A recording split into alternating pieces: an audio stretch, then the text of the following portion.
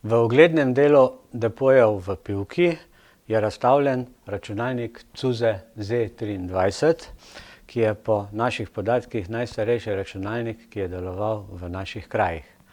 Razvil ga je nemški inženir Konrad Zuse ob koncu 50. in začetku 60. let in jih tudi izdeloval v svoji tovarni do leta 1968. Računalnik že deluje na podlagi polprevodniške tehnologije, sestavljen je iz 2700 tranzistorjev. Uporabljali so ga v industriji in v raziskovalni dejavnosti, ta primerek pa so uporabljali na Inštitutu Jožef Stefan.